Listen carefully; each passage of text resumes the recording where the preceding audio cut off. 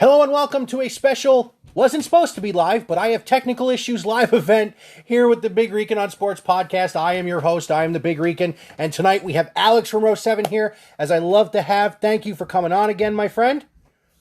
No problem, man. Thank you for always having me on. Oh, it's a blast. And for the first time, I think you and I are going to talk more football than baseball. Well, second time, because we did the playoff preview on your show. Right. For the NFL, but we're going to talk more football than baseball. But I want to get you with two things real quick and then go into it. The Mets have offered Francisco Lindor a long-term deal. Just a shade under $300 million. He went over it. I think they're going to meet in the middle, and he's going to make $300, and he's going to be here for the next 7 to 10 years, playing shortstop in Queens, which will solidify the middle of the infield. Do you think $300 gets it done, or do you think this is going to be something that's going to drag out?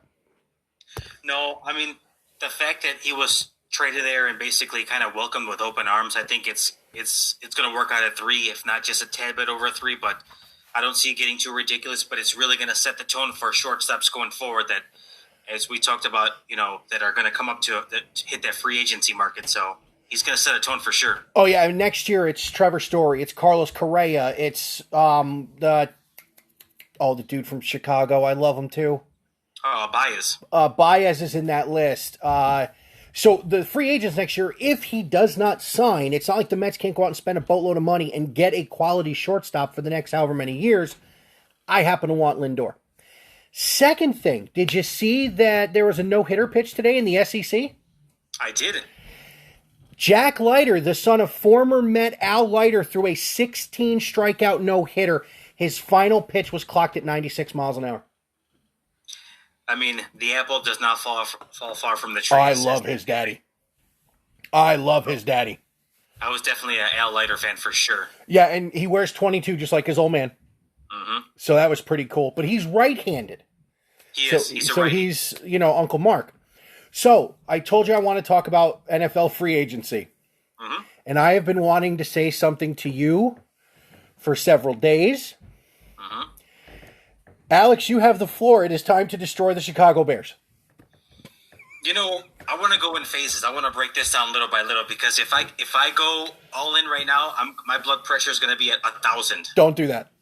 So I don't want your wife getting pissed at me. Don't do that. Yeah, no. I mean, I'm trying to come down from it. At this point, I've talked to her. I've talked to everybody else who's willing to listen. I've grabbed every every microphone possible near me. And have just kind of vented to the point where I'm just like, at this point, I don't really care anymore. I don't really want to watch them at this point. I've looked at their schedule on numerous occasions as of late, and I know I called it on one of my earlier podcasts right as their schedule got announced.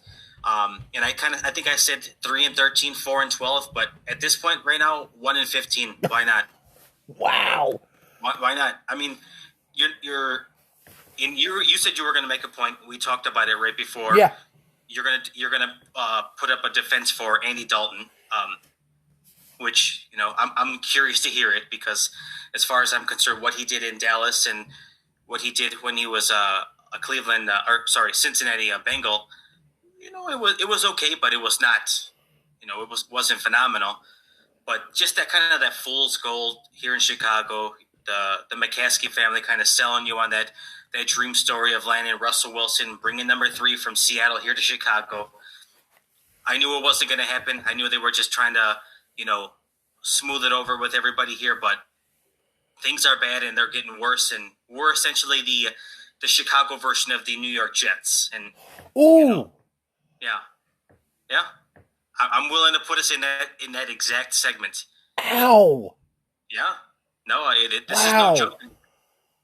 Did you actually see what happened a couple hours ago too? No, what happened?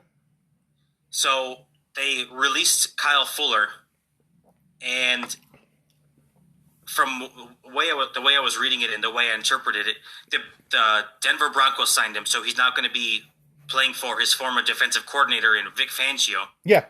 In Mile High. And I think they signed him for less than what he got on his rookie deal, kind of is what I was understanding. So how the Bears did not come up with, I think, around $11 to $12 million is absolutely beyond me. To have one of your pillars, as far as I'm concerned, in the backfield on the defensive side is beyond me. But knowing that happened, and then now it's all but likely at this point that they're going to have to let go of Akeem Hicks, who's kind of your plug in the middle of that defensive line. Who's next? Who's next at this Bring point? him to Cleveland. Yeah, I mean, I don't have any words anymore at this point. So let me defend Captain Redhead here. Yeah, please do. He won in Cincinnati. That's all I got to say. I mean, he won in Cincinnati with a couple of weapons because he only really had A.J. Green. It wasn't like it was the days of Chad Ochocinco Johnson and T.J. Hushmanzada and those boys. He really had A.J. Green and Gio Bernard and a middle of the road offensive line. Which I think I can say to you that the Bears have a middle of the road offensive line. They have Allen Robinson. They have a decent running back. So can Dalton win with that? I think he can. But you're right. The Bears are an absolute cluster. You know what? I really wanted to get your take on this stuff. If they really were willing to send what they were willing to send to Seattle, would getting Russell Wilson have mended that wound? Because you're talking the entire future of the franchise for the next 6 to 7 years would be to get a quarterback. And I understand quarterback's the most important position on the field in the NFL. But it's not like Brady going to Tampa where there were weapons established and they added. It's not like what the Browns did when they brought in Baker and Jarvis and Odell and these guys. The cupboard would be bare outside of Russell Wilson. Would you have been okay with that? No, you're absolutely right. I called it before, and I told my brother about this when we talked about it on the podcast, that essentially they were going to mortgage the franchise to try and land Russell Wilson, which would have been a Band-Aid on essentially just the floodgates. So, yeah, it would have been great. Yeah, it would have been nice, but the line would have been terrible. The offensive weapons probably would have been terrible. And then your foreseeable future draft picks for the next 2 to 4 or 5 years. Okay, 3 years. They were going to give him 3 number ones and 2 starters. So you could probably say your defense was getting impacted because I will bet you dollars to donuts Khalil Mack was one of the starters that was going. Yeah, I think I heard Mack was one of the reported ones, and I think Jalen Johnson, who was on his rookie contract right now, who looks to be like he can be somewhat of a talented defensive player. So when you put it in that light, yeah, I probably would have not been all in on the Russell Wilson move. It's just that for as long as I've been alive, what has been brought to Chicago in terms of a viable quarterback or a solid option, we had Jay Cutler, Smoking Jay or whatever you want to call him, who take it be as it may, he had a cannon of an arm, but a terrible attitude and was not willing to work with what Chicago had. But knowing that and seeing that and knowing what we could have had in a QB in Russell Wilson, it would have been a godsend, but I knew it wasn't going to happen realistically. Well, good, because if you would have told me you would have been okay with, getting rid of 3 number ones and 2 starters for this dude. And again, Big Ten guy, Russ went to Wisconsin. I love Russ, but he's not the whole thing, as has been proved year over year since the Legion of Boom and that running game has deteriorated in Seattle. They win games, they even get to the playoffs, but they can't really get much going outside of that. I have a question for you, and this is not to attack your defensive Andy Dalton. What was the problem with him finding any momentum last year in Dallas? I mean, you talk about the weapons that Dallas had. And but you're also talking about a team that had those weapons and the best offensive line in football. That offensive line was Swiss cheese last year due to injury. Okay. Now, look, listen. You're talking to a guy who's got a team that has a great offensive line and played very well last year. So and the year before, the offensive line was a sieve. So I've seen what that can do. So watching after Dak got hurt, because I'm in New York, if the Jets or Giants aren't playing, the Cowboys are going to be on, which is the biggest joke I've ever heard. But I'd catch some of their games and I'd be going, wow, that old line has got to be injured because they're not any good at all. And that could quite be possible, but I was not keeping up with what the Dallas Cowboys were doing. I know they put them on national television as much as humanly possible, but I'm not invested in Dallas and what they're who's playing, who's inactive, who's hurt, who's gone, and so forth. My mother-in-law's a Giant fan. I got to keep up with Dallas because there's some hate going on in my walls. So that's what I thought of Andy last year. I honestly believe they should have let Burrow sit a year in Cincinnati. Let Andy play a year and then get rid of him. Speaking of, we'll dive into the Cincinnati Bengals first because they were the team with the number 1 overall pick last year. But going back, I think Andy can be okay if the Bears make the necessary upgrades they need to. If you upgrade listen, they have to go O-line in the draft. They have no choice. I mean, if they don't go that route, then I think you burn everything to the ground. What number are they picking? I think 20. Listen, lucky number 20. You can get a big hoss offensive lineman from the Big Ten at 20. You could, which I hope that they go because if anybody's line is Swiss cheese. But as a Bears fan right now, and as the guy who literally 8 days from now will be picking from them at number 20 in the live mock draft, they're going defense, aren't they? They have to go defense. No. No, I mean in real life, they're going to end up going defense, aren't they? Yeah, they probably will. Your face is turning red. I'm getting off the Bears. I got to. No, you're good. You're good. I'm in a room right now, and the heat is on, so you're good. It was 61 in upstate New York today. It was 55, but my heat is still kicking on for some reason. I don't really know why today. Yeah, it's all right. So the NFL Hotstove. This is some of the biggest movement I've seen in a long time. I mean, it all kicked off with J.J. Watt going to Arizona and shocking everyone. Absolutely. But I think the move that's going to be the biggest one in Arizona is 2 moves at once, and that is, 1, bringing A.J. Green in to be that second fiddle to DeAndre Hopkins. But for the first time in 17 years, Larry Fitzgerald is a free agent. Oh, man. Old reliable right there. Would you, as a football fan, and not so much for the Bears, if you had a young wide receiver core, so I'm not talking my boys, because my boys, they're veteran laden, but if you had a young wide receiver core, like a New York Jets, like a Miami Dolphins, like even the Giants, would you take a flyer on Larry Johnson to have a first ballot, no doubt Hall of Famer in your wide receiver room for a year to help your guys get better? 1,000%. The amount of knowledge and the amount of talent he's bringing to the table, and I know he's kind of getting a little old, but I just think with his ability to kind of teach these guys and show them the way of how to be, he was kind of like their slot guy, right? I think so last year. I didn't really, other than the Hail Mary, when they beat Buffalo, I really didn't watch anything. I only watched the last drive of that game. I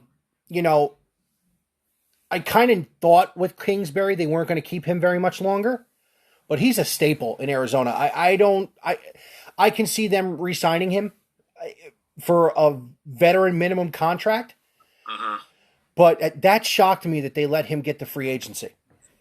Yeah, I mean, if somebody were to pick him up, it would just be a little awkward and kind of, I guess, uncomfortable in a sense to not see him in that, Arizona Cardinal, red or orange or whatever they got going on over there. It would be unfortunate, but I think he would only do the justice to kind of, like you said, come back on a veteran minimum type of deal to still kind of contribute here and there, or just more so just be, I guess you can say, a little bit of a nuisance out there to say, like, he's still got something left in the legs, and he can still bring something to the table. So you think of, obviously, Nuke. You think of now A.J. Green. You also think of Christian Kirk, who's their number 3 guy, and then you still have Larry out there. That's a pretty formidable wide receiver crew right there, if you ask me. It really is. I agree with you. It's still very good. It's just, it's kind of like, it's like seeing Brady in a Tampa uniform. It's like seeing, going back and dating myself a little bit, seeing Joe Montana in a Chiefs uniform. It's just not something you're used to seeing. Right. And I think that, you will eventually get used to it. I mean, we got to get used to flipping Brady. But I mean, he's going to play till like he's 55 at this point, so he's going to turn into the Jesse Orosco of the NFL. probably. So sorry, in the middle of this, my son asked me to do something for him. No, you're okay. Or I was also thinking about Julio Franco, the The Angels. former Met. Yeah, Dude was former 60. everything. Dude was 60 when he played for the Mets. And apparently there's a video of him taking BP now and lacing line drives. Yeah, I think he's playing someplace in Mexico or something like that. They don't check birth certificates. No, it doesn't matter. So let's do a little bit of around the NFL as far as free agency goes. And I'm just gonna pick out a few here and there. And I'm actually gonna start with your former quarterback ending up as the backup to Josh Allen in Buffalo. What do you think of that?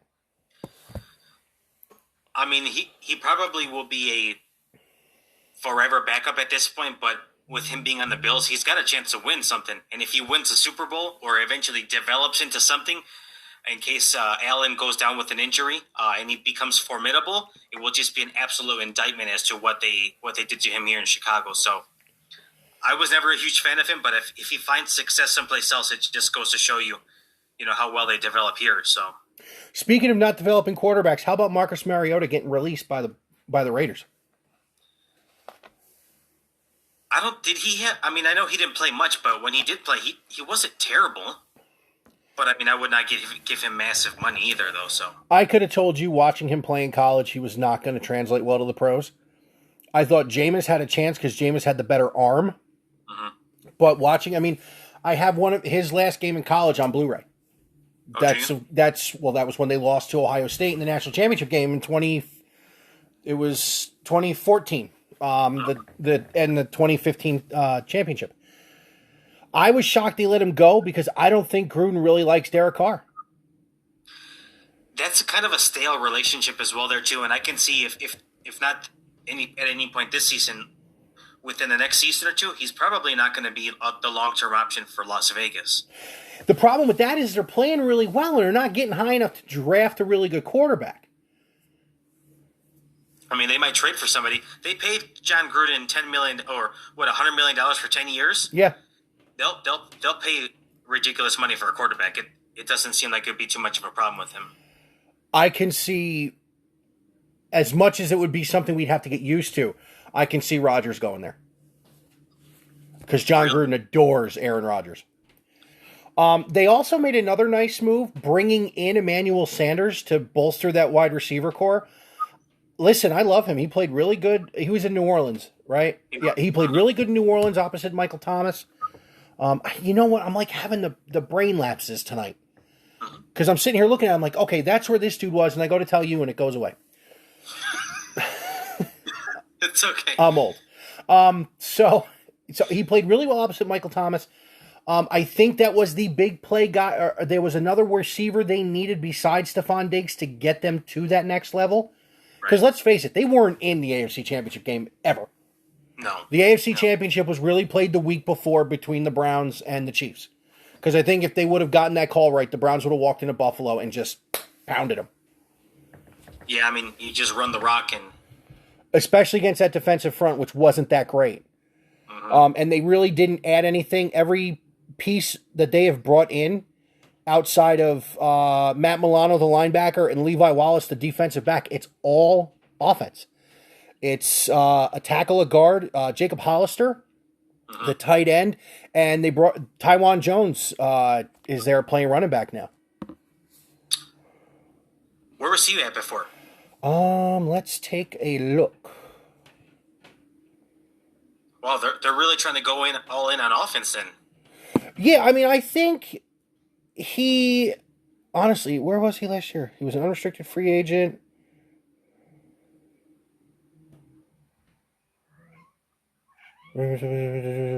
Oh, he was with Buffalo last year, so they re-signed him. Oh, okay.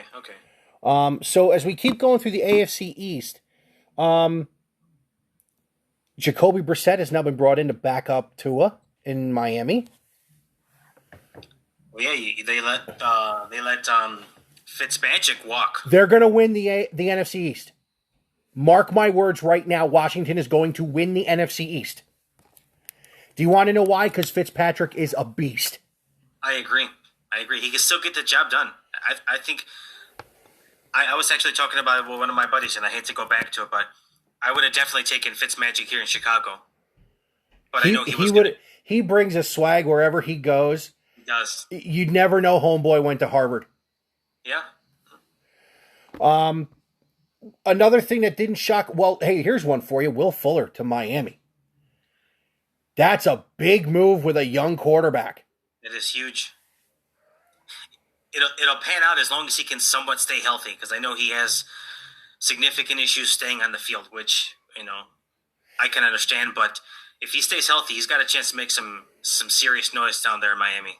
I agree. They did, bring in a couple of guys on the offensive line, which was huge, especially with a young quarterback. Mm-hmm. So Miami looks like they're in it to be something. So I'll give them credit. Just going through, how about New England spending a ton of money? I think Belichick said no more. I'm not missing the playoffs. I want in. I mean, look, getting Cam, I think we all knew Cam was going to end up being back. But bringing in Kendrick Bourne and Nelson Aguilar to go with N'Keal Harry is a big thing. I mean, I'm flipping through this thing. I'm still going. Matt Judon, Raekwon McMillan, who's a Buckeye. Didn't they get Thuney or Thuney, whatever his name is? Joe Thuney? Joe Thuney, they brought him in. Uh-huh. I mean, they loaded up. Hey, I didn't know this. Kyle Van Noy went back to New England. He did. I wanted him in Cleveland. I mean, once I heard that Miami was going to let him walk, or they released him, I was like, oh, he's going back to New England. There's no doubt about it. See, I thought all right, this is going to sound like I'm being a homer, but it's also serious. Cleveland's closer to a Super Bowl than New England is. Oh, I agree. So I thought he'd want to get another ring because Miami's still got to pay him. Mm-hmm. So, I thought about that. I'm not going to go into the Jets because it's really... And now it looks like with all the crap going on down in Houston... They're another cluster. Why? We got to see how this pans out with Deshaun. Well, he's also looking like he's going to run into some legal issues at some point here because these accusations that are coming out about him, there's 7 of them now, and how can 7 of them be all lies or no truth behind it? And I'm not the judge, jury, or executioner here. But you're right. We're not going down that route, but no. I think the most underrated move so far in the offseason is Baltimore bringing in Kevin Zeitler. That is huge. Especially with as much as I gotta stand up a second. Sorry.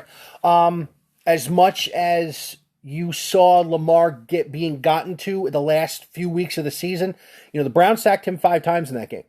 Mm-hmm. In Cleveland, Buffalo hit him a bunch and knocked him out of the game. So. Really protecting Lamar, obviously, is what they had to do. Bringing in Zeitler, who's a former Brown, was very good in New York, even though they weren't that great as a unit. I think is a huge move. I mean, you think about it, and I don't mean to cut you off. He's a completely different quarterback when he's pressured. He doesn't know how to absorb the pressure. He kind of gets rattled, and that could be maybe because he's still a little bit young, but solidifying that line will allow him to, maybe find space to run or find an open receiver. So, props to Baltimore for doing that. He's also a completely different quarterback when you're 2 scores ahead of him. That's true too. So, Zeitler doesn't mean anything if you get up a couple scores on Lamar. We've seen it. Mm-hmm. 1 score down, he can still do that. 2 scores down, and he's got to throw the ball. Yeah. No way. I mean, he likes to run first. He's a run first quarterback. Exactly. So. Cincinnati, I've always liked Ogunjobi. They bring him in, and then they cut his best friend, Geno Atkins. I've seen that. Hey, Geno, go up 71. Go sit yourself in the middle of that line with Tack on one end and Myles Garrett on the other. So I want to get into my boys now. Okay. And I'm going to read the positions that they have brought in. Defensive end, defensive tackle, linebacker, defensive back, safety. Gee, do you think the Browns know what their weakness was last year? I think so. John Johnson is a stud. Mm-hmm. Troy Hill is a stud. And what are the Rams going to do now? That's half their starting secondary is now in Cleveland. Malik Jackson is going to be huge to play D-tackle next to Sheldon Richardson. I like Tack McKinley. I didn't know much about him until recently. I watched some of his film. He has had some issues with maturity and work ethic, but I think when you put that monster Myles Garrett on the other side of him, it's going to automatically make him better. Right. Little preview, I also think the Browns are going to draft an edge rusher in the first round. Really? Yeah. Not to take away my thunder from next Sunday, but I think the Browns are going to draft an edge rusher. But the one that I absolutely love is Anthony Walker, the linebacker from Indianapolis. And I know if Tone was with us, Joe would be in the back screaming at me that he wants his linebacker back. Did you see what Darius Leonard said? I didn't. He said basically he was ready to cry. Wow. Because that's his boy. That Troy Hill is going to be huge in that slot role to go on the other side of Greedy. And now your safeties are John Johnson and Grant Delpit. It's not Carl Joseph and Ronnie Harrison, who did great or who did good. It's not Andrew Sendejo anymore. Mm-hmm. If you retain Ronnie Harrison and Carl Joseph, they are now backups and depth pieces. Which any other team would start. Exactly. So the thing about the Browns that I am adoring is that Andrew Berry basically sat down with Kevin Stefanski and said, Chad Henne will not run for 14 yards ever again. This is what they brought in. They brought in linebackers that are going to be able to stop the run and play some pass downs. They brought in depth at corner, which was humongous last year. Think about it this way. MJ Stewart and who was the other one? Oh, he was a stiff too. But MJ Stewart started the wild card game against Pittsburgh. That's Greedy this year. Mm-hmm. Denzel Ward, we know, is a no doubt Pro Bowler year in, year out. The other big move they made was on offense, and that was retaining Rashard Higgins. That's huge. I love Hollywood. And Hollywood is Baker's boy. But every guy they signed, the first person to reach out to him was Baker Mayfield. So this is why I love this man. He has taken over that leadership role. He is more mature than people thought he would be. He is not Johnny Football 2.0. Thank God. Yeah. You don't need a 2.0 of that guy. You don't. I'm sorry. The only thing I don't like is they brought Cody Parkey back. Well, he at least made kicks for you. Some. Blake Haubeil is in the draft from Ohio State. Draft a kicker from Ohio State, for God's sake. Speaking of dumpster fires, see Juju's back in Pittsburgh. Yeah, and he was offered quite a bit of money to go several different places, and he said no. Never mind Juju. I got to ask you this. How in hell are they going into the season with Ben Roethlisberger as a starter? Did they not watch the playoff game? I mean, and mind you, that was Cleveland's offense doing that work. Imagine if you put the defense out on the field now going into this season. They're going to get worked by the defense now. Yeah, and here's the other thing. And again, I'm being a little bit of a homer, as you see my Big Ten jersey on behind me. I think in a good organization, Dwayne Haskins can be a good quarterback. He was in a horrible position in Washington. The coaching staff didn't want him. Mm-hmm. Either coaching staff didn't want him. Yeah. He was drafted because he went to the same school as Dan Gilbert. Gee, I got to do a Cavaliers episode. Yeah, as Snyder. Dan Snyder's kid. I mean, come on. Yeah. But they've got their own issues. They brought in a couple of guys to play offensive line. BJ Finney is staying. Zach Banner re-signed with the team, but they've got some serious issues. I mean, they're getting a little long in the tooth, if you ask me. Way long in the tooth. So down in Texas with Houston, you think they're getting ready for life without Deshaun? They brought in Ryan Finley and Tyrod Taylor? I mean, the writing's on the wall as far as I'm concerned. It's just a matter of either him sitting out or him kind of forcing the hand and seeing where he lands. They remade that entire roster. Yeah, he did. Christian Kirksey and Jordan Jenkins, not bad in the middle. Shaq Lawson is now in Houston. Alex Erickson, the former Wisconsin Badger, is now down there. Dante Moncrief is down there now. I like the running backs. Philip Lindsay and Mark Ingram are both into Houston now. I was always a big fan of Lindsay. So was I. I think it was cool he played in Denver the last couple of years, being from Colorado. Mm-hmm. I always like those stories when you get to go home and play. Yeah. Speaking of going home and playing, how about Urban Meyer bringing in his running back and Carlos Hyde? I like that. I do too. I like that. Philip Dorsett's down there, Marvin Jones, Cam Robinson, they franchise tagged. I mean, we all know, and Tone's going to have the first pick on Sunday. We all know where they're going with Trevor Lawrence. They're the only team I can see throwing the monkey wrench in the draft, and that's him taking, going up and taking Justin Fields, who, by the way, is running a 4.3 right now. I did see that. I mean, as far as I'm concerned, I know that the world would probably say Lawrence, but he's an Ohio State guy. You got your coach, former coach, Ohio State guy. I don't know. And what people don't remember is Urban helped bring him to Columbus even after he left. Mm-hmm. Urban was what's the word I'm looking for? Urban was a huge piece of bringing him to Columbus, along with Dwayne Haskins and Ryan Day. I got to answer a thing on Facebook real quick. Hey, Kyle, yes, you have told me you thought Cleveland was going to be a problem since they drafted Baker.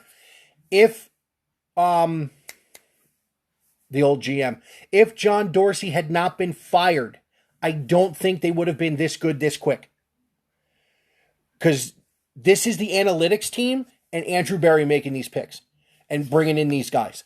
So I agree that Baker, the minute they drafted Baker and brought him in, and 3 picks later, got the shutdown corner they needed in Denzel Ward, agreed. The Browns are going to be a problem. However, if John Dorsey would have still been there, I don't think you have the same impact as quickly. Berry made some seriously good moves. Because it was Berry that wanted Jedrick Wills. Nobody else. I'm sorry. It was Berry and Joe Thomas that wanted Jedrick Wills. Let's see here. Who else? Any other big moves? Bud Dupree and Janoris Jenkins and Kevin Johnson are down in Tennessee now. How did the Steelers let him go? I don't really know what they're doing. I was a little baffled to kind of see that happen as well, too. Just to let him walk like that? Shocking. Agreed. So let's get to the defending AFC champions real quick. Mm-hmm. Kyle Long, Joe Thuney, and Mike Remmers, all on the defensive line. Blake Bell, the tight end, who was a blocking tight end. And I just always like to say Taco Charlton. Are they going to draft offensive line too? No other choice. You see what happened in the Super Bowl. And they let Fisher and the other guy go. Yeah. Mm-hmm. I mean, it could have been because of financial reasons, and you want to go younger, and you find yourself some massive linemen in the draft. But They would be stupid if they don't get themselves some protection to keep their Lord and Savior in Mahomes safe back there. Oh, I agree. I mean, what we had to watch in the Super Bowl was almost hard to watch. It was. I mean, we talked. He ran 400 something yards in circles. 497. There you go. And he made throws like David Wright fielding the bunt. So, no, and listen, I think their offseason so far has been exactly what they needed. And Kyle Long coming out of retirement was huge, in my opinion. I like Joe Thuney there too as one of the guards. They need to draft a left tackle. And I don't know at 31 if they're going to find the left tackle they need. I think I mocked an offensive lineman to them. Mm-hmm. I'll be honest with you. I think I mocked Wyatt Davis to them from Ohio State. Really? Yeah. Listen, dude is massive. Just so, and then, the Raiders, John Brown, Richie Incognito is staying there. I didn't see this till just now because I've been dealing with the Mets and stuff, but Yannick Ngakoue went to the Raiders. He did? Yes. I did not know 2 years, $26 million. Okay. I was hoping he'd end up in Cleveland too. They're going to get I got a feeling they're going to get a big free agent. I really do. I think they're going to blow somebody's brain out as far as, and they're going to get somebody good. Back up in Cleveland. Solomon Thomas, I think he was there already. Kenyon Drake is back. Theo Riddick to play running back. A lot of these guys have just been a lot of depth moves, but the big names have been the big names. Mm-hmm. I mean, let's go to the NFC East. Let's go right to Dak Prescott's insane contract. Did you see what his base salary for this year is? No, I did not. $75 million. Oh, man. Well, I don't care what you buy. Homeboy is not going to spend that much money in his entire life. No, wait. But let's go here. Was that the right move for the Cowboys? I mean, I would like to think so. I'm not exactly the biggest fan of Dak Prescott. I think he's a talented quarterback, but the team has bought into him. Everybody around him has bought into him. I don't think they would want to play with anybody else.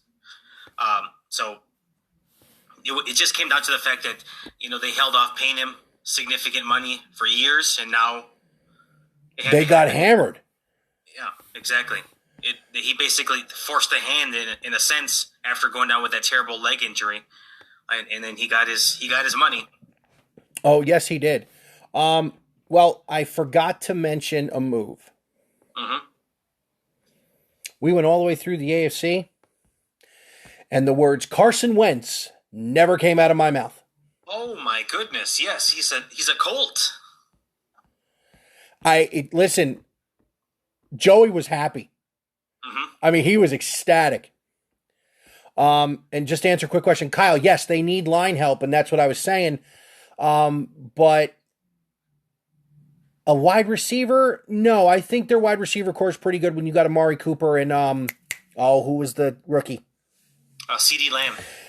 You know what? CeeDee Lamb and Judy and those guys, I kept getting them mixed up in my head. But yeah, CeeDee Lamb, you got a pretty good wide receiver core.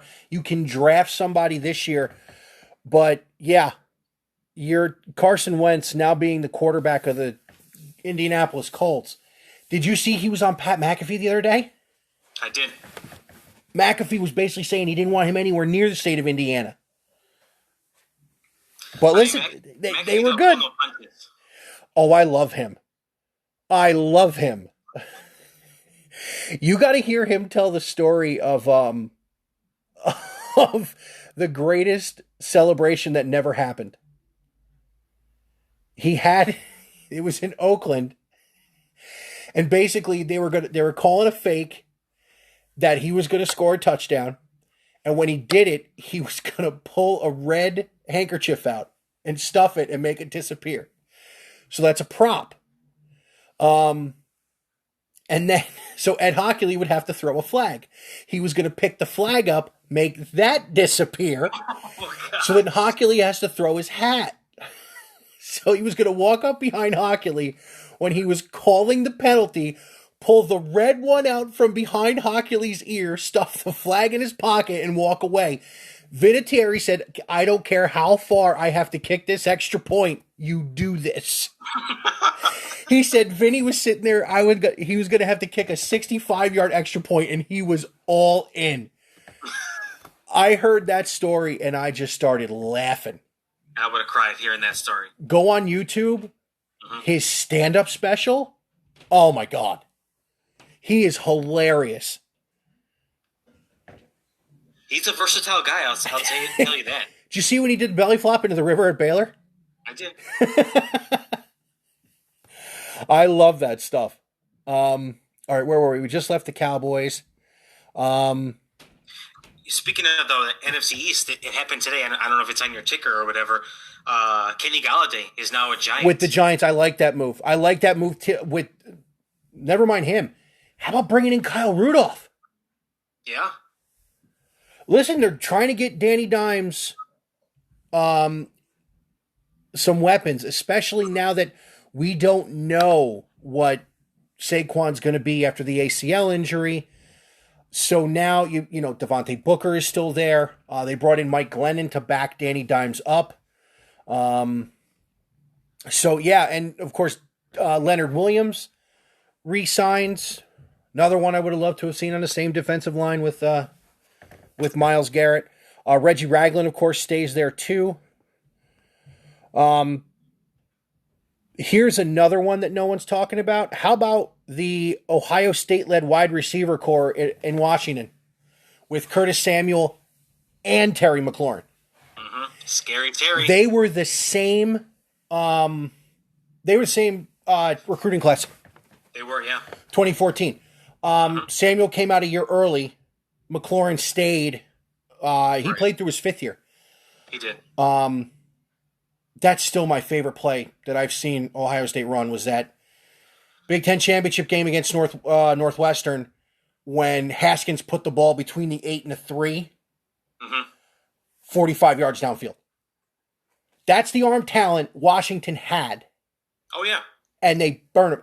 If he is good in Pittsburgh, they need to be called the Sentinels like in the movie.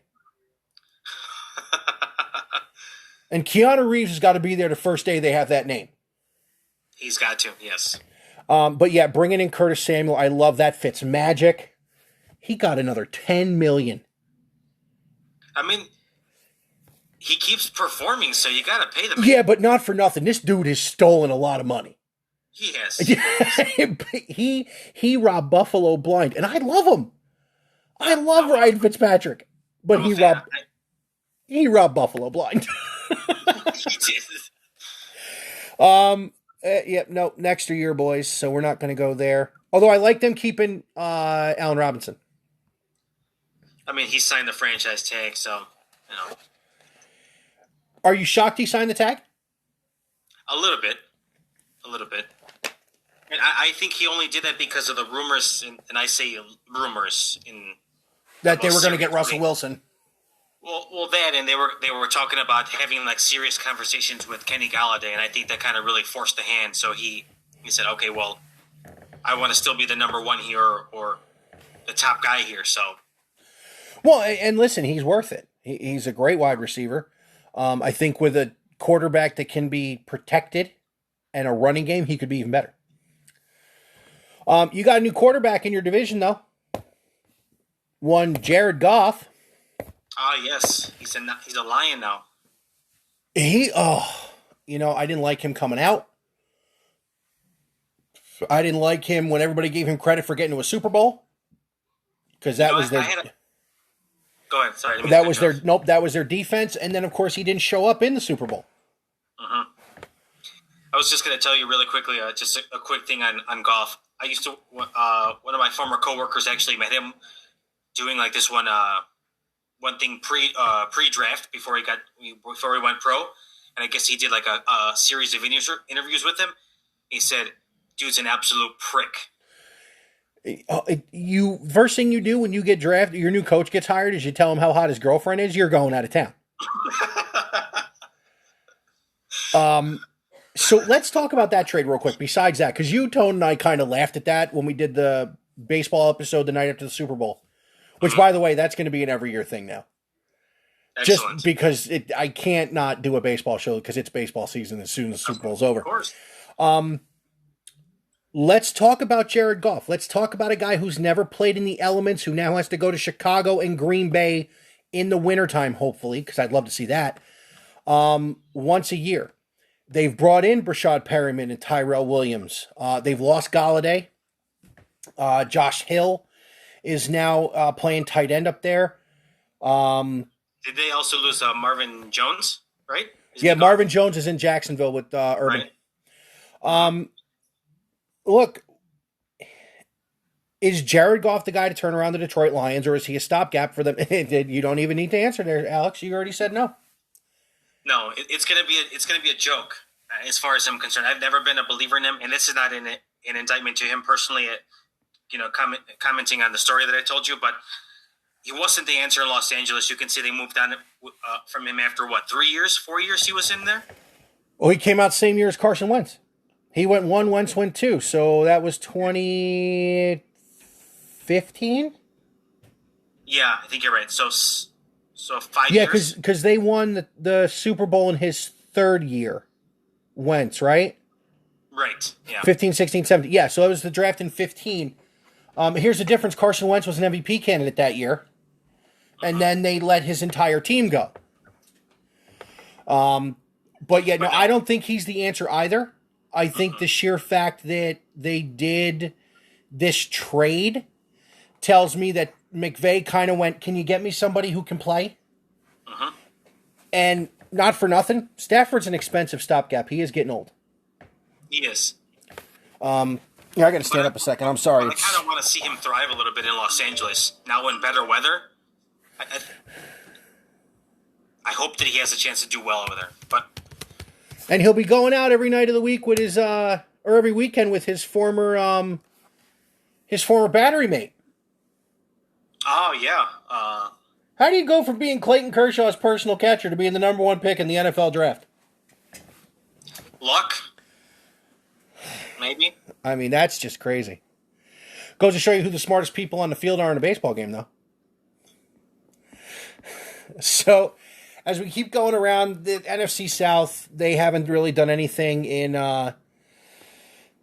Atlanta because they're kind of hamstringed with Matty Ice's contract. Right. Carolina, listen, they're terrible. Yeah, that's a way to put it. Cam Irving, though, and Taylor Moton to play on the offensive line, not bad moves, but they need to bulk up that line because they've got, I mean, their best player is a running back. I think they're going to draft a quarterback. They probably will. They will. Because you're talking about a running back who has had consecutive years now with some significant injuries, like long-term injuries, so... Yeah, and the thing is, when he's not injured, he is maybe the most dynamic player in the league. Yeah, he's up there for sure. So let's talk about the Saints. Mm-hmm. Let's talk about, for the first time since Hurricane Katrina, Drew Brees will not be under center on opening night. And listen, I got to do one of these first. Yeah. To the man from Purdue who shocked the world and became probably the best quarterback we have seen numbers-wise in a very long time. Calls it a career. I thought it was great the way he did it. Did you see the Instagram post? I did. With his kids? I thought that was awesome. Mm-hmm. Listen, Jameis has got some huge shoes to fill. He does. And, of course, they give Taysom Hill all this money. Look, I know our partner in crime hates the New Orleans Saints, and I understand it.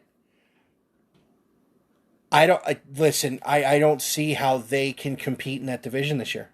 No shot. It's Tampa before the season even started. Yeah, but here's my other thing, though, and hear me out on this. Could Jameis, with Sean Payton, and now his second year in this offense, he put up numbers in Tampa with only Mike Evans. Because like most Alabama offensive players, O.J. Howard's been an absolute disappointment. Could Jameis put up numbers with Kamara, Michael Thomas, and any weapons they bring in? Because Sean Payton, listen, Breeze was good. Breeze was not Breeze until Sean Payton. Right. 100%. Could he do this? I mean, it's possible. I think it would. They're going to need to bolster that line a little bit to get them a little more protection. I think you maybe get yourself another tight end and another, I guess you could say, a slot receiver. And you got a chance to make some noise. I think they need someone who can go over the top because Thomas is maybe the best slot receiver in the NFL. Because everybody remembers that's what he played at Ohio State too. Right. They had Devin Smith on the outside and they had him in the slot. And even the year after, when Devin Smith graduated, here's something no one remembers. Braxton Miller was the deep threat on that team. And Michael Thomas played in the slot. That's a name I haven't heard in a while, Braxton Miller. Oh, he was so good. Yeah, I remember. I used to love watching him play. I still say to this day that if Urban never would have benched Cardale Jones the second year, they win that national title going away. Because you had to respect the deep ball with Cardale in there. With JT, you didn't. Yeah, that's true. That's how Zeke went off, and that's how they won that title. Because you couldn't stack the box against a team with a guy who could throw the ball like that. Yeah, you're not wrong. Now, the Super Bowl champions have really just done everything they can to keep the band together. They locked Tom Brady up for the next 15 years, so that's... They locked up Brady and his kids. Let's just be honest here. Basically. He's going to be like LeBron and play until the kid's ready, and then he's going to go. Although LeBron got hurt. See that? I did see that today, yeah. Don't get me wrong, I love him, but somebody needs to find someone to carry the load in LA that's not LeBron. He's 36. Well, and his running mate's been out for the last, 6 weeks? Something like that. It's going to take a little hit. And I seen somebody mention on Twitter that he could be out like roughly 4 to 8 weeks, something like that, with a high ankle sprain. Listen, dude, homeboy's going to sleep in a hyperbaric chamber. He's going to, sure. Listen. Give him 10 days, I know. The guy spends like $20 million a year on his body. And he's got money left over. Yeah, they basically kept everybody together. You know, they bring back Gronk. They bring back Goodwin. They bring back Shaq Barrett. They bring back Levante David, who I would have loved in Cleveland. I think any team would have taken him with open arms. Yeah, but you saw Tone and I going back and forth in the chat on Twitter. Here's something that I found out. Do you know what other team offered Gronkowski a contract? Who's that? The Buffalo Bills. Huh. Do you want to know why that's so funny? Gronk's from Buffalo. He is from Buffalo. Oh, yeah. Could you imagine Bills Mafia and Rob Gronkowski in the same building? You think they're going through tables now? I feel like it was a relationship meant to be. You know what? If I'm Gronk, I go one more year with Brady, and I'm like, you know what? I'll go home. I'm going home to party. They wouldn't care. The Bills wouldn't care because that stadium would be filled because Gronk was in that uniform. 100%. All right, NFC West. The Cardinals, of course, we got to DeAndre Hopkins, adding A.J. Green to him, bringing in J.J. Watt. Patrick Peterson is now in Minnesota. He is. That's another one. It's like the old guard in Arizona is just gone. I like the Kelvin Beachum re-signing for that line to protect Kyler. They have a big issue in the secondary now, in my opinion. They do. Because and they are finalizing a trade with the Raiders to get Rodney Hudson, the center. Really? Huh. Yeah. Interesting. Gruden's got to draft O-line. He's got no choice. Yeah. I mean, if you want to keep your quarterback upright, you better draft yourself some linemen. Hang on one second. All right, so back with Alex, second part of the recording. We had stopped talking about John Gruden and what he needs as far as the Raiders go. We both agree offensive line has to be number one priority for him. But here's the question. If you're Gruden and you really don't like Derek Carr, the quarterback who you adored coming out of college was your backup and now you get rid of him, do you draft offensive line or do you go find your quarterback? Are you asking me, or are you I'm from the? I'm from posing the question because I honestly think that Gruden would go after Trey Lance. If it's me, I'm saying line. But if I'm talking on behalf of Gruden, you know he's where he's going. Or does Gruden give up a few years of draft picks and try and get Sam Darnold from the Jets? Oh gosh, why would you want to do that though? Because it's Gruden and he's got something wrong with him. I mean, he would be one. He would be one to be foolish and overpay and give up the farm for Sam Darnold. You know what the funny thing is? My buddy Nick, who I've referenced a ton on the podcast, who told me Ohio State was in trouble, and I didn't listen. I did pick Rutgers right, though. I had them beating Clemson. Did you? Okay. Rutgers can't beat a 10 or Clemson can't beat a 10 or 11. So, wow, that was petty. I see where you went. I wear that Sugar Bowl championship shirt and hat with such pride. I said to him after, because remember, Darnold's last game in college, he was sacked 7 times by Nick Bosa and that Ohio State defensive line. I said, going into that, I said to him, if the Browns draft Sam Darnold, they'll be drafting a quarterback in 3 years. He goes, Darnold's the guy. I said, no, he's not. I rejoiced when they drafted Baker, and you've heard me. I've been pro Baker the entire time. I will say this. Sam Darnold has been hamstrung by a garbage organization. Yeah. That stands at the top of the list as far as I'm concerned, yes. Hang on. Hey, Kyle, yes, Darnold is hot garbage. Somebody said, ew, no, not Darnold.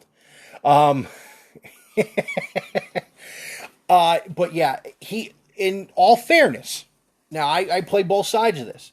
It's like when people ask me, why do you think Baker's so good? And well, 4 coaches and 4 offensive coordinators in 3 years, and you put up these kind of numbers, you're pretty good. In fairness to Darnold, it is a hot garbage organization. But I think at the number 2, the Jets could take a breakout weapon for him and then get him some pieces, and you can see what you have. It's only 1 more year. You're not doing the 5th-year option. You're not signing him to the $300 million contract these quarterbacks want. But yeah, Gruden's somebody who would sacrifice a lot. Maybe not the Mike Ditka for Ricky Williams deal, but he would sacrifice a bunch for Darnold. I mean, is it just because it's Gruden I think this could happen? That's how I'm looking at it. You open my eyes and I see it more clearly to see that Gruden is ludicrous enough to go that route. Well, listen, the kid from Clemson they drafted high that everybody kind of went, what? He's been good. Yes, that's true. That's true. It's still Gruden, and I can't stand it. San Francisco. Listen, they've made some big moves. The Trent Williams deal is massive. Oh boy, he got paid handsomely. Here's the one that no one's going to talk about. Alex Mack is now the center. Mm-hmm. Alex Mack, the former Cleveland Brown, the guy who went from Cleveland to Atlanta, even though Joe Thomas begged him to stay. He is a great center. He is. But here's the $64 million question with the San Francisco 49ers. How long before Bill Belichick trades for Jimmy Garoppolo?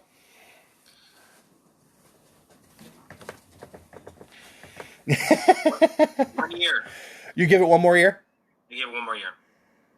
I think.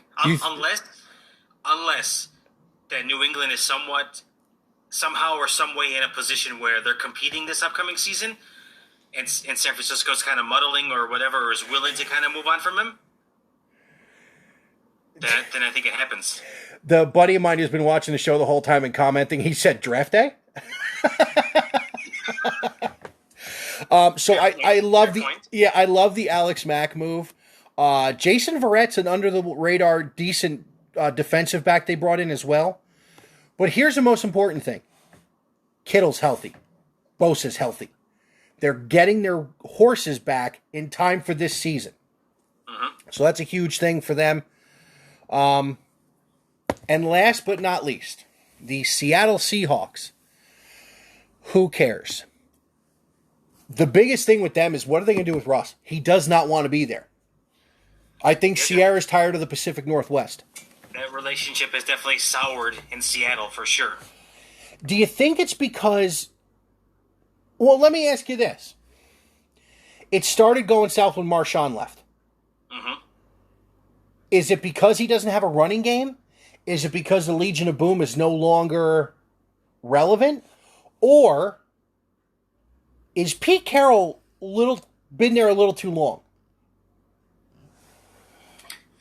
I think it's a little bit of the defensive side. He doesn't have that group that kind of put people on their keisters to keep it PG, and also the fact that I guess he kind of feels like he's been a little slighted as of late in terms of keeping him in the loop with the decisions that they decide to go or the routes that they decide to go with the people who they pick up. And, be that as it may, I know he's their star quarterback and stuff like that, but if it's a defensive move, why do you have to to clue in Russell Wilson to whatever the move they're making? How many quarterbacks that Russell's being compared to and getting... honestly, I think the only quarterback who is consulted less than Russell Wilson is Aaron Rodgers. He is, yeah.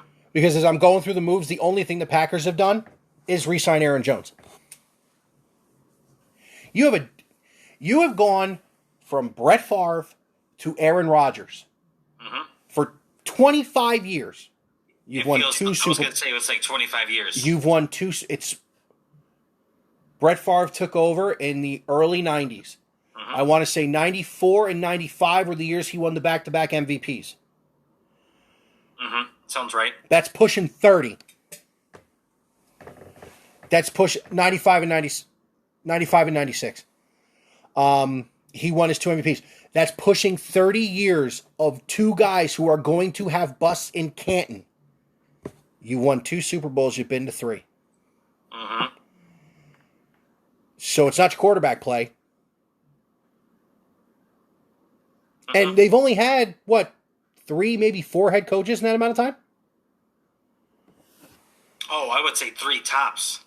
Holmgren, the dude in Dallas, McCarthy.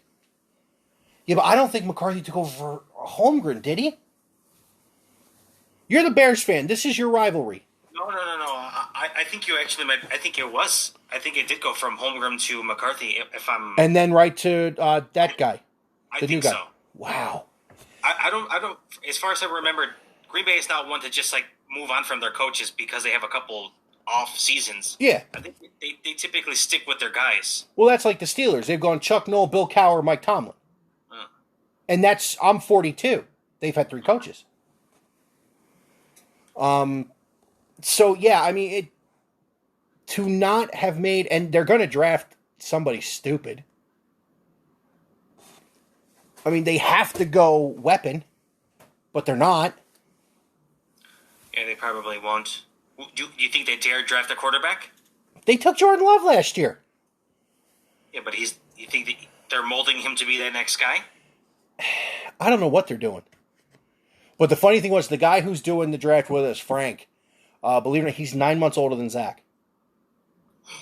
He's a young kid. This dude breaks down film. He's insane. He's phenomenal. That's why I wanted him to do this with us, because he dives in. When he was doing his podcast as often as we do ours, he was doing 2 and 3 to 4 round mock drafts, and he was doing every team. So this dude knows his stuff, and he's a big Giant fan, so that's why he got the AFC and NFC East, so that way he can stay over there. But him and I we were on for 3 hours live during the draft last year. And I signed off because I was just starting to fade out. He had school the next day, so he had to jump off too. I literally climbed into bed and my phone exploded when they drafted Jordan Love. And that's another one with Pat McAfee you got to watch. If you haven't watched, because one of the guys there actually owns a share of the Green Bay Packers. He's a Packer fan. He played Mel Kiper. You have got to watch this. Okay. I will send you a link to it when we're done. Please do. All right, hold on. Mm-hmm. Kyle, with all due respect, DK Metcalf will not be better than Megatron.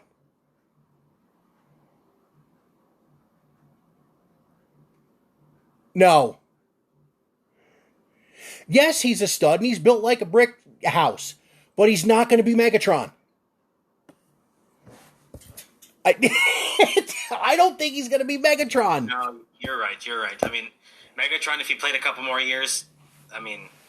Megatron plays a couple more years. There is no question about that Hall of Fame election. The fact that he got in on the first ballot and Terrell Owens didn't is a problem to me.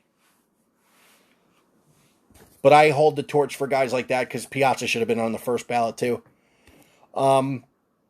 So, going into the draft, have you started your prep yet? Oh, yeah. Yeah. Big man fell asleep one night early. It's done. Yeah, no, I got my all my stuff written down as well too. I think I need just like 2 more teams from the NFC West, and then we're locked and loaded, ready to go. I tell you what. You remember the guy I said that the Chiefs should draft? That's who I gave him. Yeah? Yeah. I totally forgot I did that. So if he's on the board, obviously. See, that's the thing I can't stand is that you got to go on the board like that if your guy gets taken. Right. But, we got the mock draft coming up a week from tomorrow, 8:30 p.m. Going to be on all 3 spots again, Facebook, Periscope, and YouTube. Tone will be with us. Of course, I'm sure he'll have all his Super Bowl gear on. And Frank will be here to take care of the Eastern Division teams. Tone's got the 2 Souths, and you and I split up the North and the West, so it's our 2 teams. Outside of the Justin Fields thing that we kind of alluded to earlier, what other surprises could you think you could see on draft day?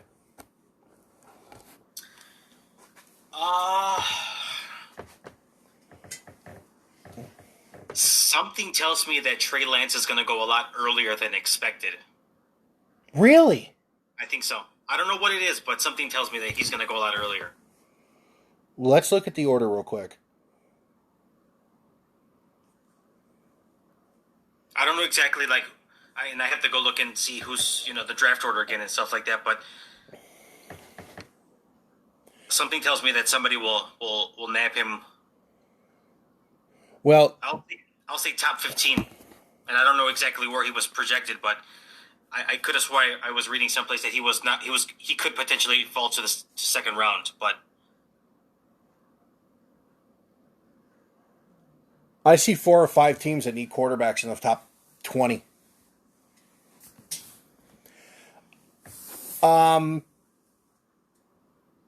Here's the other one. We talked about a fractured relationship. Watch him fall to 23 to Seattle. They're right there. There you go. Because Seattle's got the Jets pick. Mm-hmm. Oh, no. I'm sorry. The Jets have Seattle's pick. Oh, is it that way? The Jamal Adams trade. Okay. You're right. And if Frank's watching, I'm giving him ideas. Devontae Smith at 2 and Trey Lance at 23. And Sam Darnold to Gruden. You're really pushing for this. Listen, man, I need Frank Caliendo to do a new bit. Oh And gosh, Gruden, I love when he does. Gruden is actually from Sandusky, Ohio. If you, that's legit. I think he fell off one of the roller coasters at Cedar Point, and that's why he makes these picks like this. But Mayock's a good GM. I think Mayock will talk him off the ledge. I'm sorry. You're good. Listen, that's all. That's what's in Sandusky. It's Cedar Point. That's all that's there. Yeah, I know. Yeah, you're right. You ever been there? Right?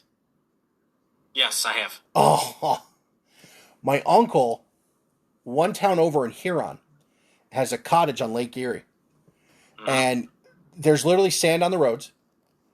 The only bar in town is called the Sand Bar. But you go up the road and you're right there, and it's everything you could want in Sandusky. When was the last time you went?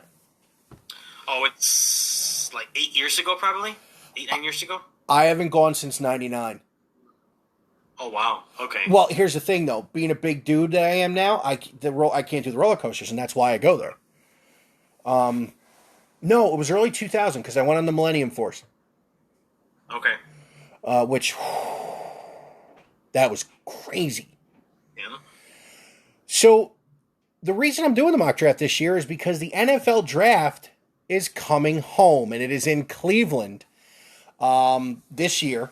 So obviously the Browns being really good and having a late pick is huge. I'm sure all the Cleveland people will be there. Maybe Drew Carey will come out of California to be at the draft this year. Jim Brown will most likely be the one opening it up because he still lives there. So outside of Trey Lance, anybody else kind of hitting you where you think they're going to go somewhere no one's thinking of? I have to go to my list, and I don't have it here handy with me. You're good. But nobody else that's ringing to my mind right off the top of my head. I guess I'm just kind of so fixated with baseball coming up. It's Oh God, yes. 2 weeks away, so yeah, I'm focused on this draft. But right now, my mind is kind of swaying a little bit. You know, the weather's getting warmer, so. Who your boys got opening day? They're in Anaheim. Oh, Trouty. Yeah, they open up away, and I think they open up here against the Royals. Oh, divisional start right there. Oh. 7:10, April 1st, ESPN. Second time in 3 years, Scherzer and DeGrom. Mm-hmm. I think my boys got the late spot, the 9:30, 10 o'clock spot. Trouty's definitely going to be on ESPN opening night. Yeah. Mm-hmm. I'm actually going to sync the radio broadcast on MLB to the television because I won't listen to ESPN do the game. Really? Why is that? They're terrible. All Yankees? You know what kills me about it? It's they don't broadcast the game anymore. As annoying as John Miller and Joe Morgan were. I love those guys when they did the game. I think it's because they were the voice of the base of the video games too. Yeah. That killed me. But they broadcasted the game. Yeah, they did. Everybody hates Joe Buck. Joe Buck broadcasts the game. I don't like him at football. I love listening to Joe Buck call a baseball game. Yeah, he's got his players he gets on too much, but I love listening to Joe Buck call a baseball game.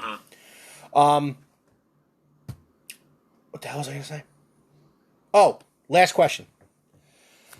So, obviously you guys need a quarterback. You also have other needs as well in Chicago. We have a laundry list of needs in Chicago. Including laundry. Could they take a quarterback, Alex? I mean, is it something that you think if they were willing to give up three first rounders for Russell Wilson, could they package their pick and something else and try and get up into the top 15 to get a quarterback? And if Trey Lance is that guy, are you comfortable with Andy Dalton for a year or two and then handing the ball to Trey Lance? Yeah, I probably could warm up to it just because I know that they're not going anywhere. They're not going to be competitive in the NFC, not even in the NFC North as far as I'm concerned. So I could see that happening if it somehow to work out. The route I would personally go, yeah, I would love a quarterback here, but I want to get that line where it needs to be for the foreseeable future. So you draft young, get yourself some big boys, put them on the line, get some protection back there, whether it's protecting Andy Dalton, Foles, whoever it may be. And then if you're able to get a quarterback in the second round potentially, if somebody's still up there on the board, I would go that route to look to build towards your future because they have no money to spend either. So yeah, they're cap strained, right? mm-hmm. Second round quarterbacks. Come on, think. Mac Jones. Yeah, that was another one that I was thinking about. And do you think he would fall to the second round? I think he goes to New England in the first round. Not that I think Frank will ever mock Mac Jones to New England, but I like him there. I like who's the guy from? Here's a name for you. I think Kyle Pitts is good. If the Jets don't take Devontae Smith at 2, Kyle Pitts is going to be the first pass catcher off the board. Really? That dude is something special. That would be a little bit of a shocker. Somebody told me about him, and I watched some tape. He's tight end big with wide receiver speed. He's Tony Gonzalez if Tony Gonzalez ran a 4.4. That's pretty scary. Yeah, he can fly, and he's big. I mean, he's going to be off the charts good. Wow, okay. So, because like I'm looking at my guys here, and I only have, let me see, I only have 2 picks in the top 10 with the 8 teams I'm picking with. The rest of them, I'm mid to late, including 24, 26, 27, and 31. Oh, yeah. That's how good the AFC North and the AFC West were, is that they're picking way down. Another name to keep an ear out for is Trey Sermon. Yeah, that's another one. The running back from Ohio State. He's not going to go day one. He's not. Coming on late like he did the 3 Bills plus against Northwestern, which, by the way, top 10 rush defense, and he went for 3 Bills. Almost 200 against Clemson. He'd look good in Chicago in the second round. I think you'll like him if you can get line in the first. Mm-hmm. The other place he'd look good, and it would bother me, is Pittsburgh. They need a rushing attack. They do. I mean, and I don't think they're going to re-sign James Conner. Yeah, I think that it kind of experience has kind of worn its welcome already. So I could see them moving on from him for sure. Yeah, I mean, if you're looking at like the top, there are people that still have Zach Wilson listed ahead of Justin Fields. I can't even. Yeah, no, I can't see that one. I mean, it's a deep draft. I mean, you're talking, Lawrence and Wilson. Don't forget Jamal Chase, Micah Parsons, the linebacker from Penn State, who would look real good in Denver because they need some linebacker help, even though they just re-signed Von Miller. I was hoping.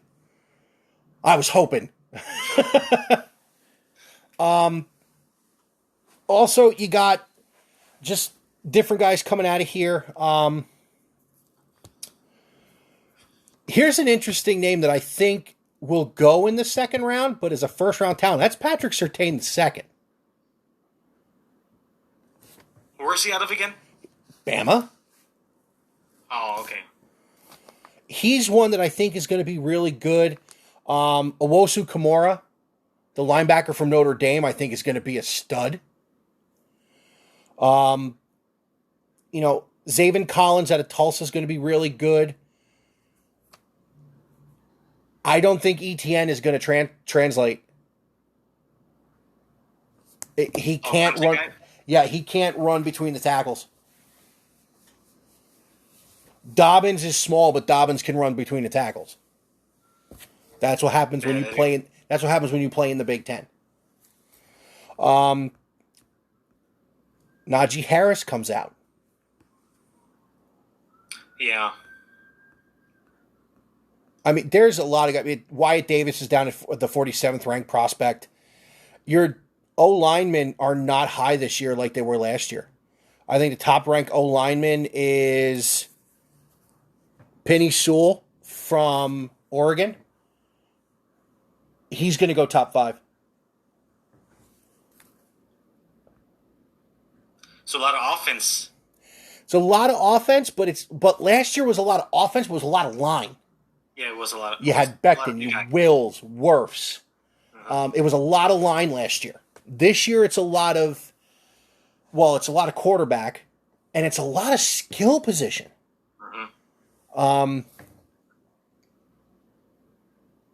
Here's a shout out to Chicago. 13th ranked player in this draft is Rashawn Slater. That was Pat Fitzgerald's dog on that line. He definitely was. So, what else you been working on for Row 7?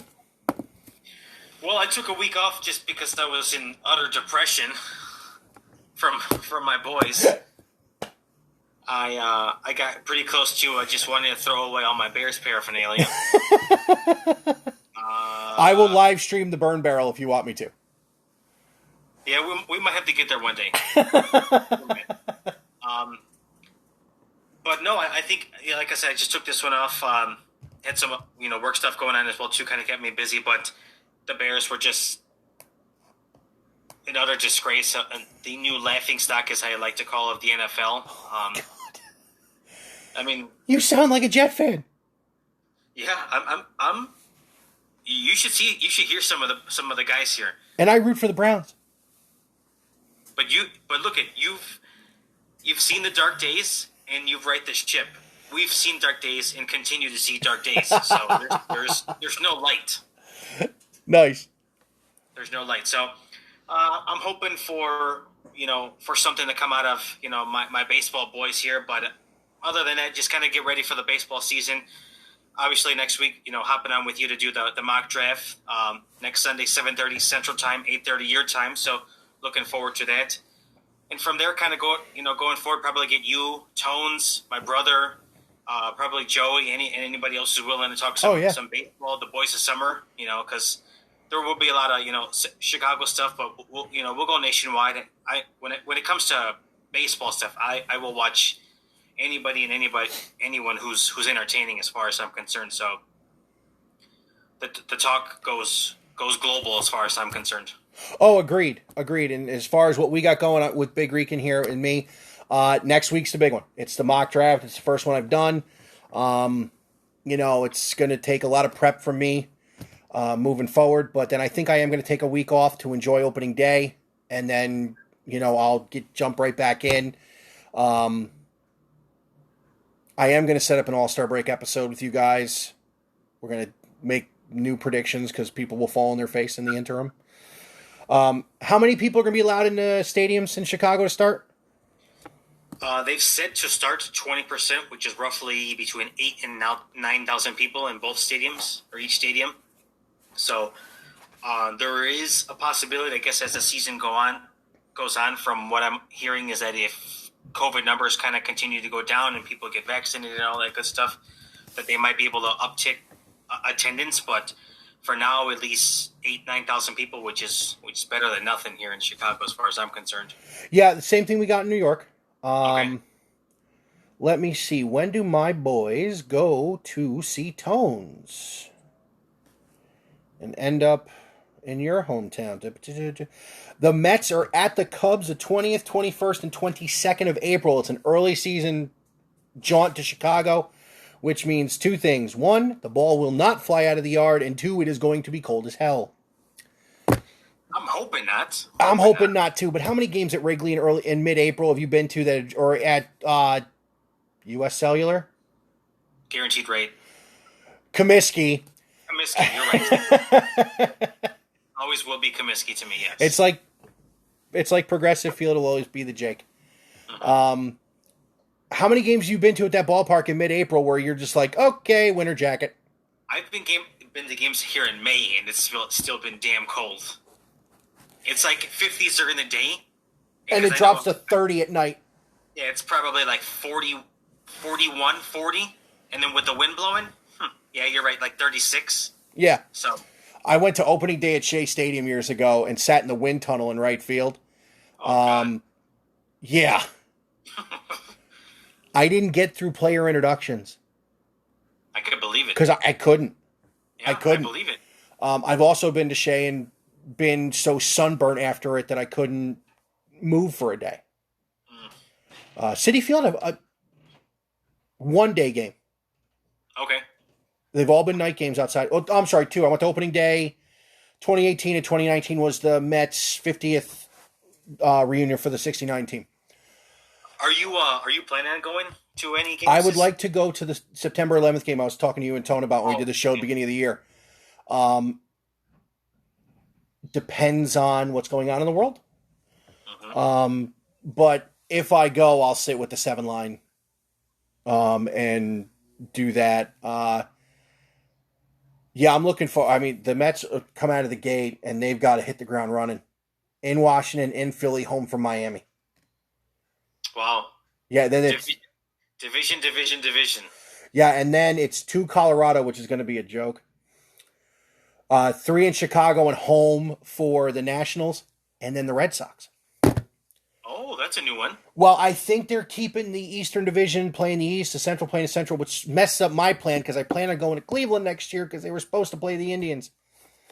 But anyways, tell us where we can find Row 7 as we wrap this up. I figured this be 45 minutes. We are double that. Hour and a half in, no problem, my friend. It's Saturday night. I got nothing to do. I'm not going anywhere. Again, I'm an hour ahead of you. But yes, Row 7 Podcast. You can find us on Twitter at Row 7 Podcast. Find us at Row 7 Podcast, Spotify, Deezer, Stitcher, Apple, Google, iHeart, Pandora Podcast. You name it, we're available. We took a week off. We needed some reprieve from podcasting, but we'll be back at it this week to kind of, ramp it up again for baseball season. And both of us can be found at timeskew.com as proud members of the Timeskew Podcast Network. Big Rican can be found here where you're watching us now on Twitter, on Periscope, Big Rican on Sports on YouTube, Big Rican on Sports on Facebook. I want to thank my buddy Kyle for being the guy who threw all the opinion and everything comments at us. Kyle, thumbs up to you, sir. At Big Rican on Sport on Twitter, and of course the podcast audio only can be found on Google, Anchor, Spotify, Breaker, Pocket Cast, and Radio Public. Have a great rest of your weekend, sir. Thank you for coming on as always. It is an absolute joy every time we get to chat. Everybody else who's out there, enjoy the rest of your weekend. We will see you next Sunday night, 8:30, for the first annual Big Rican NFL one-round mock draft. And then I will do a draft wrap-up episode as soon as the draft is over. But more importantly, let's go Mets. See you guys.